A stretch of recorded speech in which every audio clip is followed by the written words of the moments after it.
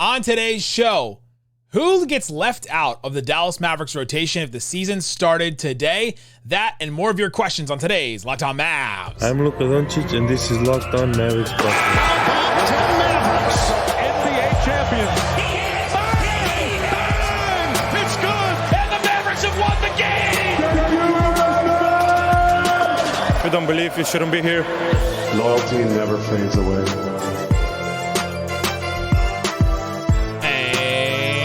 Welcome. You are locked on to the Dallas Mavericks. My name is Nick Angstadt, media member and NBA channel manager for the Locked On Podcast Network, your team every day. Thanks for being part of the show and making Locked On Mavs your first listen every day. Subscribe or follow for free. Just search Locked On Mavericks wherever you get your podcasts or on YouTube. But the best way you can help us grow the show is to listen every day and to comment anything below. Let us know in the comment section. I want you to name the Mavericks 10-player rotation. Give me 10 names. These are the players that'll start and play at the beginning of the season. Coaches don't like to really play more than a 10-player rotation, so somebody's getting left out, and I'm curious who you think it's going to be. If you want to support the show, text us, get text alerts from us, join in on the mailbag like today. I'm answering a bunch of questions from the subtext. Subscribe to our subtext, click the link in the description, or text the number below in the description as well to subscribe to the subtext. Isaac Harris out today. We will answer a bunch of your questions today. I got some interesting ones. Jaden Hardy extension. What does that look like? What kind of a season would we rather have Hardy have? And the question kind of lends itself to what should we be looking for Hardy's future? Can Olivier-Maxance prosper replace Josh Green? Is that completely out of left field? Then I got a bunch of rapid fire ones. Rank the West now that everything's settled in free agency for the most part, except for Harden, Lillard, Siakam, I guess. Different lineups. Just a bunch of different questions that we'll answer a little bit later. But let's start with this. If the Dallas Mavericks roster is the way that it is, I've been talking about that this week. If it is the way that it is, who plays and who gets left out? This was the first question I got. Who are your top 9 rotation players? Got this question. I thought it was a pretty good one. And then they asked me to do a minutes prediction. I've been kind of obsessing over this lately. And it's one of the reasons why, besides hearing rumors and hearing other things, that Isaac and I really believe that Tim Hardaway Jr. will get traded. Because this roster just doesn't make any sense. Like, this roster just doesn't work in this way if it's the way that it is right now. And it also doesn't work for the rookies. The rookies, I think, are going to get left out. We start thinking, man, well, Omax in Summer League, he looks pretty good. I think he could play right away. Well, play instead of who? Dereck Lively. Oh, he's the biggest guy on the roster. He's the only 7-footer. He's the only defensive center that they have. They have to play him. He's the only way they're going to get better defending the rim. Okay, well then who does he play instead of? It's really hard to try and put this together. If you think, also, we talked about Richaun Holmes yesterday. Go listen to that show if you want to hear all about Richaun Holmes, what he can bring and all that. If you think he's a viable player and think he's ready for a breakout Nico Harrison, get me out of jail situation, then he's got to play. So here's who I think it is. Luka, Kyrie, Josh Green, Grant Williams, Maxi Kleber, Tim Hardaway Jr., Dwight Powell, Seth Curry, Richaun Holmes, Jaden Hardy. That's who I think it is. And if you start putting minutes next to it, this is kind of hard on a podcast, but just follow me. This adds up to 240 minutes. So let's just say these 10 players are the only ones that play in a game. Luka plays 35, Kyrie 34. Those are your only guys really that are playing, a ton of minutes. Those are your star players, obviously. And then you have this next group of all right, our key role players, Josh Green and Grant Williams, both playing 28 minutes a game. At their wings over the last couple of years have played 30 minutes a game in the regular season. Then Maxi Kleber playing about 24 minutes. Then you have Tim Hart. He plays between the 4 and the 5 as well in those small ball type lineups that stretch the floor. The Mavericks are going to need those, and he'll play those. Then Tim Hardaway and Seth Curry both play about 20 minutes. So you put them. All right, we signed Seth, and Tim and Seth are probably the best catch and shoot shooters on the team besides Kyrie, and so they got to play. They play about 20 minutes a game. Dwight Powell and Richaun Holmes play about 18 minutes. If you go 18 minutes and 18 minutes with them two, plus Maxi playing about 8 minutes at center, about 2 shifts for him, and then maybe a couple minutes for Grant Williams at 5, that adds up to all your center minutes. And then Jaden Hardy plays about 15 minutes. And was that? I heard you. 15 minutes, not enough for Jaden Hardy. Okay, take minutes away from somebody. Who is it? And then I hear, hold on. I hear some of you even saying, well, where's Dereck Lively and Omax going to play? Okay, take minutes from somebody. I'm assuming you're going to say Dwight Powell. They're going to play Dwight Powell. It's not what Isaac would do. It's not what I would do. I think I would do it at this point. To start the season, to start with some consistency, to start with a veteran, I don't know. I think they're going to take Lively along slowly, and I tend to trust this brain trust in developing guys. They know when a guy is ready. They knew when Hardy was ready. They knew when Josh Green was ready. And I'm just going to go with them for this. And so I think it'll take a little bit. And it's just very rare for a center to play really big minutes. It's over the last 5, 6, 7, 10 years. Walker Kessler played towards the end. That team didn't make the playoffs. Miles Turner played, but he played a lot of 4 for that Pacers team. Bam Adebayo played, as a center, as a rookie early in his career, and they made the playoffs. And then Steven Adams, but he only played 15 minutes a game. And so you're trying to find where those minutes even come from. It's one of Dwight Powell or Rashawn Holmes just gets completely taken out of the rotation. And that could happen. Lively could look better than those two guys. But to start the season, to get something that you know for sure is going to happen, I don't know that I could say that Lively will be better than either of those two guys to start the season. They've played in the NBA for 10 years each. They have so much more experience over Lively. Lively's 19 years old. This is not even some rookie coming in that has a lot of basketball experience, and he's just going to come in ready and be ready right away. He's old. Walker Kessler's 2 years older than him when he came into the NBA last year. It's difficult. It's hard to try and find right away minutes, and we know how Jason Kidd likes to handle things. He likes to give minutes to vets. Tim McMahon had that report that there were some around the Mavericks that were excited that Reggie Bullock got traded because it allows Josh Green to not get pushed down the pecking order. It makes it so that Jason Kidd doesn't play Reggie Bullock ahead of Josh Green. And if that doesn't tell you anything into the mindset of Jason Kidd, this is what I think it'll be. What I think it should be is I think they should try and find a way to play these guys.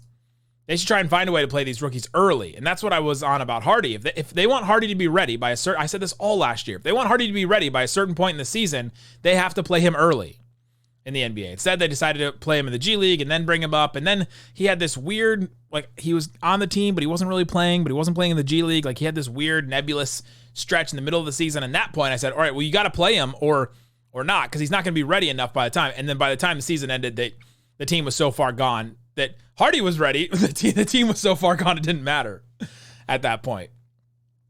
And so I think that's going to happen with these rookies too, is try to find a way to play them.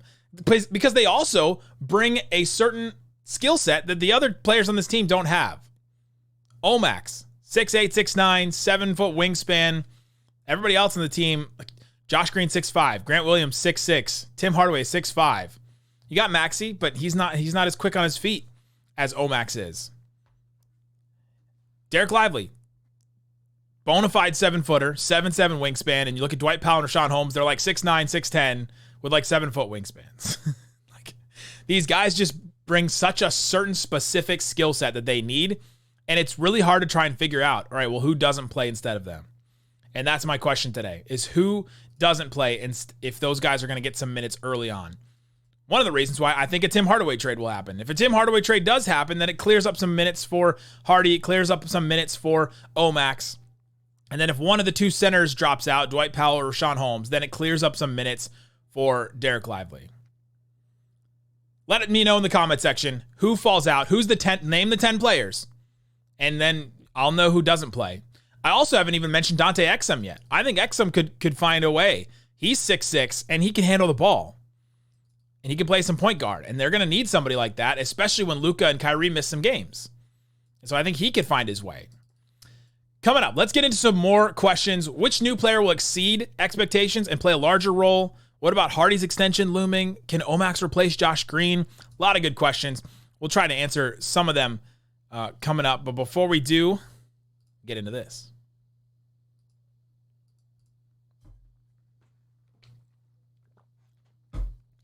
But before we do, let me tell you about FanDuel. FanDuel Sportsbook is the #1 sportsbook in America, #1 sportsbook in our hearts. They got a ton of stuff. You can go and you can take your swing at betting MLB on FanDuel. Get 10 times your first bet amount in bonus bets up to $200.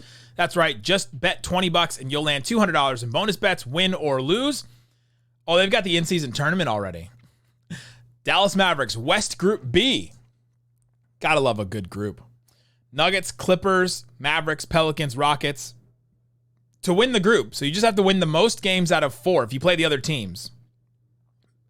Nuggets are plus 150, Clippers plus 230, Mavericks plus 330, Pelicans plus 500, Rockets plus 2,300. That Rockets one is interesting. You can stumble into winning 4 games in the NBA. They added some talent. I don't know, 2,300. I don't know that I would make them so much lower than the Pelicans on that. So you can check that out at FanDuel. They have all kinds of other stuff. Like I said, they have baseball. They have football coming up. They have all kinds of things. WNBA as well. What are the... Just 1 second. The Wings are plus 4,200 to win the championship. How many bonus bets do you get? How many bonus bucks do you get? I might even do that. Sign up today, FanDuel.com/LockedOn to get $200 in bonus bets. That's FanDuel.com/LockedOn.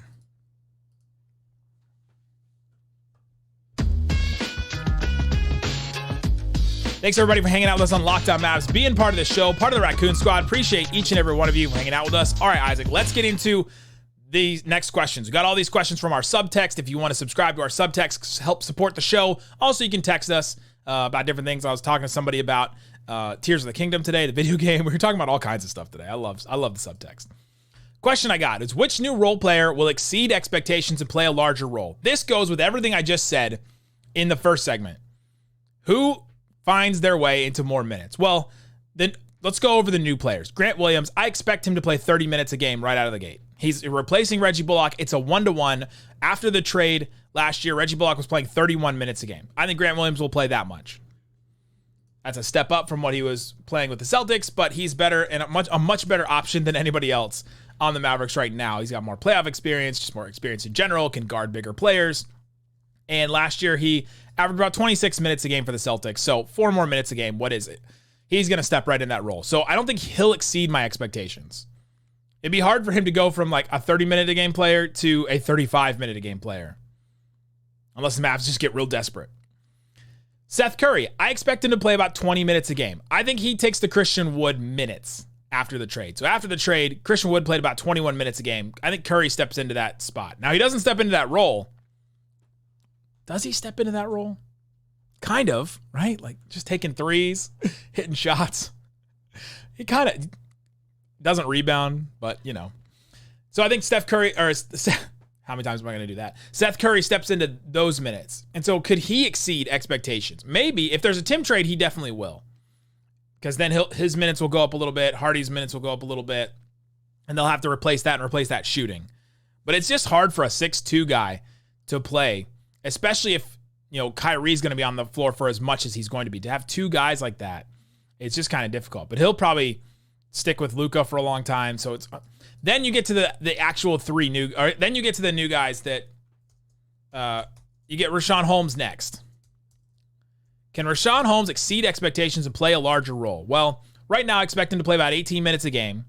Flirt with starting this to start the season. Maybe it's him and Dwight going back and forth. Whoever looks better, whoever plays better, it's kind of rebounds better. It's just kind of up to that. Can he exceed my expectations? I guess. I guess he could gobble up Dwight's minutes.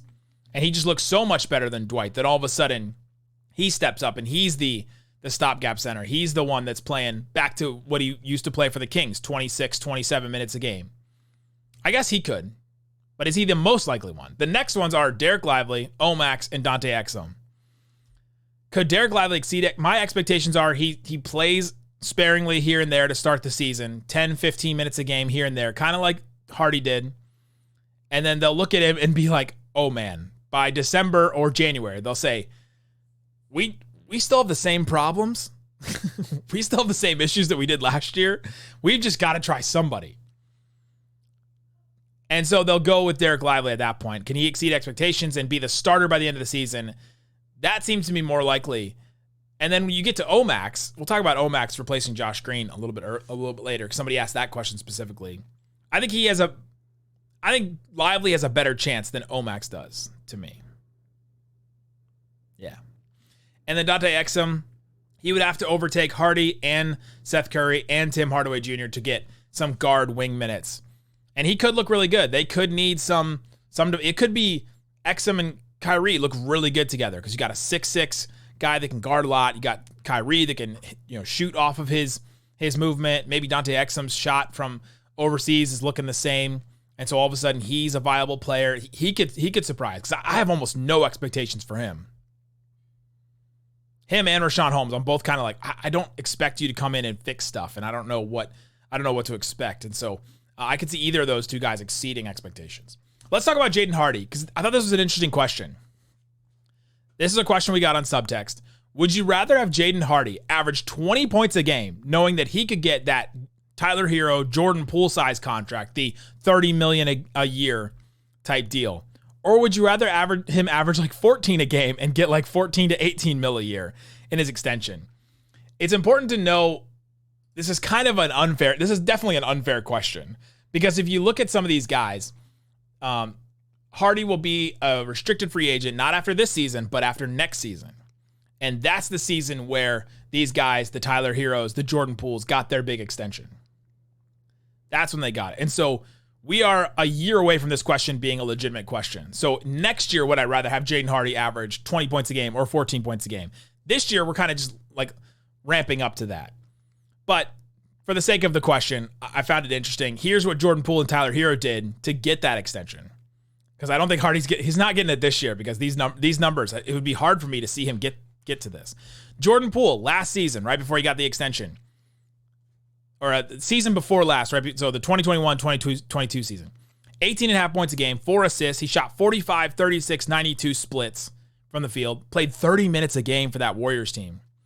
And then he went in the playoffs. He played 27.5 minutes a game, averaged 17 points, shot almost 50, 40, 90. And he played that much in the playoffs. That's what Jordan Poole did the year before he got that $30 million extension. That's a lot. Those are really good numbers. No wonder he got that deal, right? You look at him now and you say, oh, how did he get that deal? Oh, they dumped him. Well, he played really well, and then he got punched in the face by Draymond, and here we are. Tyler Hero for the Heat, same season, 2021-22 season. Averaged almost 21 points a game, 5 boards, 4 assists, shot 45, 40, 87 splits. That's field goal, 3-point percentage, and free throw, by the way. He played about 33 minutes a game, and then in the playoffs, he dipped down, averaged about 12.5 points, 4 boards, 3 assists. Didn't shoot well from 3, 23%. And then played about 25 minutes a game. So his minutes really dipped. So he didn't play well in the playoffs. It's a short-lived run for him in that year. This is not this past year, it's the year before. And then he got his big extension because he just looked so good in the regular season and carried their offense for a while. And so that's what Jaden Hardy would have to do. Play about 30 minutes a game. So he'd have to jump up to we just can't not play this guy. He's got to jump up into the Josh Green, Grant Williams level of minutes. Can he do it? Maybe, but it wouldn't happen until next year. That next year is when this question can actually be valid, I think. The other question we got about Omax and Josh Green. Is it really a reach to say that by the end of the season, Omax will replace Josh Green in that starting lineup and be the number one option for the Mavs at that wing spot? I started to look through some of these guys and say, okay, if the Mavericks want to be a playoff team, and they have to be a playoff team, right? Like, you can't just go another season with Luka and Kyrie and not make the playoffs. You just, coaching-wise, front office-wise, there would have to be big moves. There would have to be big changes, because that's just such a disaster 2 years in a row. The players that have been drafted in kind of his range, that have played in the playoffs over the last couple of years, Trey Murphy III played a bunch for the Pelicans. Herb Jones played a bunch for the Pelicans. OG Anunoby was the 23rd pick. That's kind of the most alike one that I can see for OG Anunoby and Omax. Bojan Bogdanovic for the Brooklyn Nets. This is back in 2011. He was the 31st pick. He was about 25 years old, though, when he came over, so that's kind of unfair. Michael Porter Jr. was the 14th pick for the Nuggets. He played a bunch for them in the playoffs, played like 19 games for them in the playoffs. Jarrell Martin for the Grizzlies, he was the 25th pick. I already said Trey Murphy. Justin Anderson, Simba. He was the 21st pick. He played for the Mavericks in the playoffs when he got drafted. Darius Baisley was the 23rd pick. He played for OKC in the playoffs. Rodions Kurucs was the 40th pick, and he played for Brooklyn when he was a rookie. And Aaron Nesmith was the 14th pick, and he played minutes in the playoffs for Boston. Those are the only players, the only rookie wings that have played like 15 minutes or more in the playoffs. So if the Mavericks want to be a playoff team, it's so rare for a guy like Omax to jump into that role because your team has to be good enough to make the playoffs. And usually if you're playing a rookie, those amount of minutes, you don't make the playoffs. Like, listen to those teams. That's over the last 10 years. There's 10 guys. And some of them aren't even fair to compare. Bojan's not really fair. Michael Porter Jr. is really not that fair. Kurucs, I guess, is not fair. He was the 40th pick, and that Brooklyn team was weird. And some of these are East teams that made it. The Raptors, the Nets twice here, the Celtics. Celtics, they had the 14th pick, but they had a couple All-Stars on their team when Aaron Nesmith was there. I guess the Mavericks do too, actually. So it's only been 10 players over the last 10 years, rookies that have been drafted in Omax's range that have played in the playoffs. That's not a lot. Not a lot of precedent for that to happen. So I don't expect that to happen. Can Omax do it? Sure. Yeah, it's in the realm of possibilities, but I wouldn't expect it. I won't go into, all right, I'm betting for this to happen. Oh, the Mavs should bet for this to happen. Josh Green's got to really take a step up. Like I said the other day, he's got to leave no doubt that he's the guy to play 30 minutes a game at that spot. Coming up, let me do some rapid fire ones. What's the West power rankings? Wouldn't Lively make sense next to Grant Williams? A bunch of other questions like that. Let's talk about that coming up. If you don't believe, you shouldn't be here.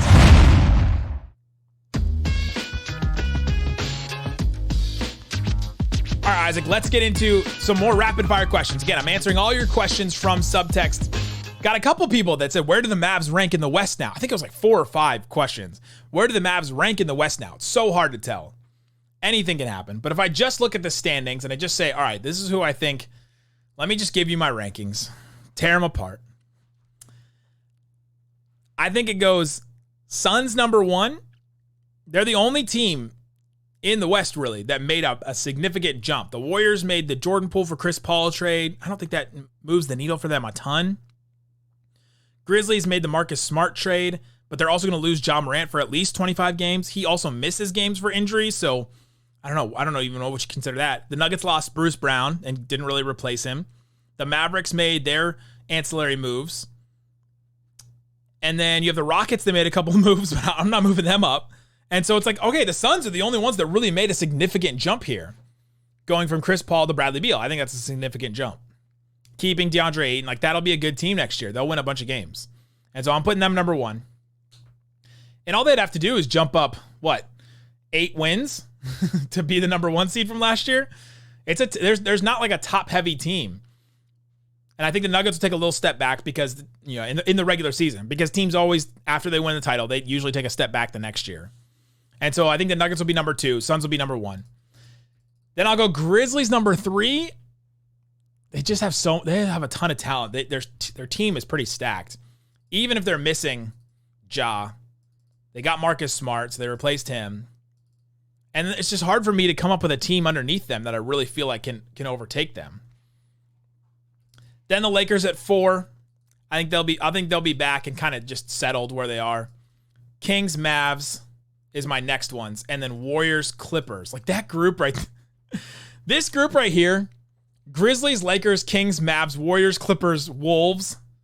Yeah, I'll even put the Wolves in there. Like, that 3 through 9, you could put it in any order, and I think I would believe you.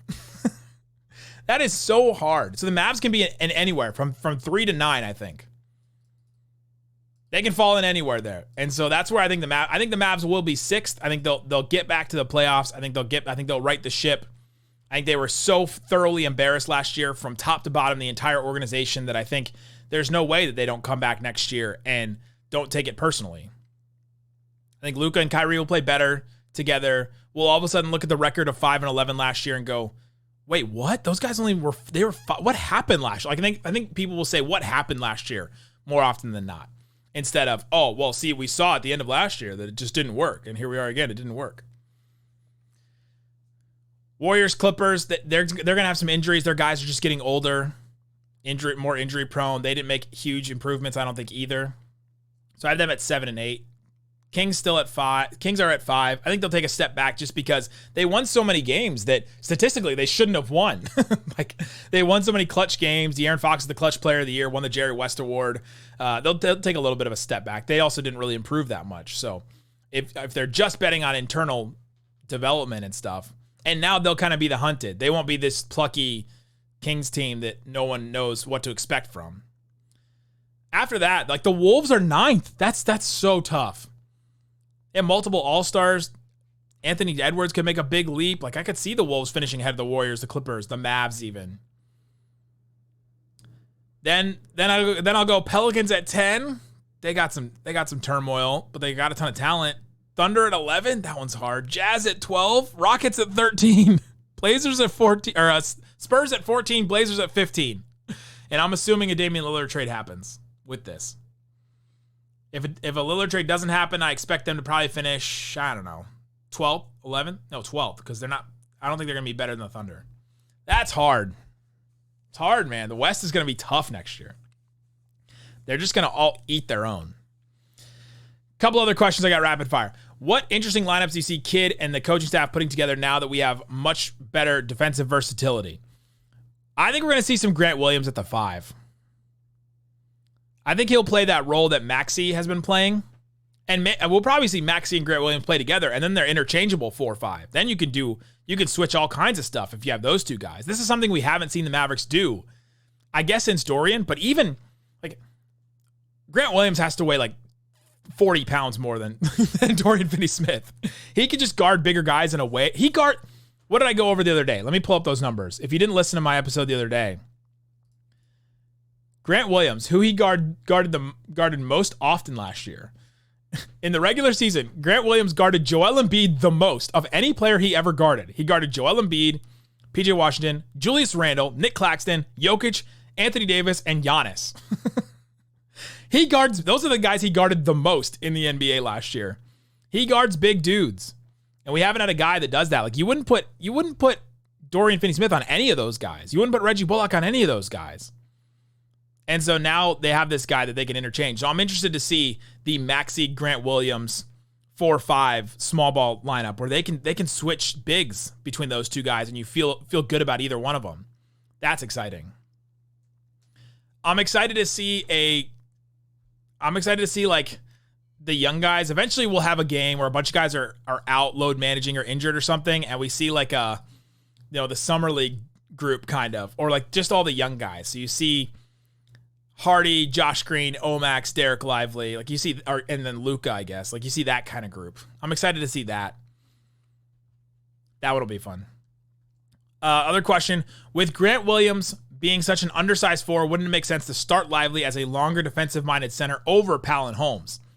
What I just said earlier, no, not really. I mean, you'd think that it would, but Grant can guard some of those bigger guys. He can guard one of those guys one-on-one, and so you can play at Powell or a Holmes and have them switching around or being the roamer that guards a 4, and they can roam around and jump around and grab some rebounds and things like that.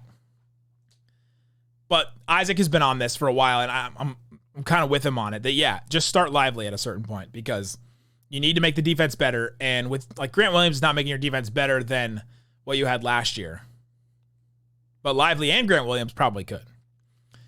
Is Tim Hardaway Jr. still in the roster to start the season? I think so. At this point, something would have to happen. A trade would have to happen. It's going to happen in September because that's when the Donovan Mitchell trade happened. That's when some of these trades happen. Front offices all go on vacation. That's why we're not hearing any like real rumors at all right now. I mean, when's the last rumor I texted out to everybody? Right? Like we just don't hear them often anymore because they're all on vacation. So if it's going to happen, it'll happen in like 2 months or so, and we'll find out then. Is Josh Green extension or trade more likely? An extension, for sure. That's the next thing that the Mavericks will probably do is a Josh Green extension, and then we'll see that. I'm actually more encouraged about a lower Josh Green extension for the Mavericks, not for him. I guess you want him to make the most money he can, but for the Mavericks, it seems like some of these guys, the PJ Washingtons, even a Grant Williams, got less money than they thought they were going to get. Grant Williams during the season was asking for he's like, I want to make $20 million a year. He didn't get anywhere close to that. PJ Washington wants $18 million a year. The Hornets are like holding out because they don't even want to give that to him. Gracie asks, who will have the best sound drop this season? It's got to beat this. Yo, you see Apple Jacks?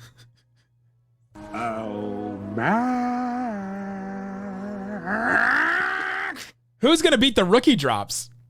I think Grant Williams. Grant Williams was on Theo Pinson's podcast, I listened to that today. He was on JJ Redick's podcast, but it hasn't dropped yet.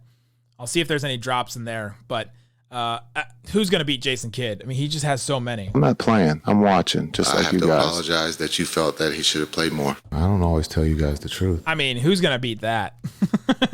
those 3 in a row. Last question.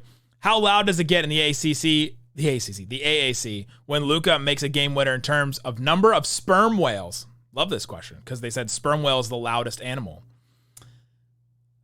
I think I was only in the arena for the Celtics game winner he hit, and that one was nuts. And it wasn't necessarily loud as far as decibels at one time. It was how long it lasted.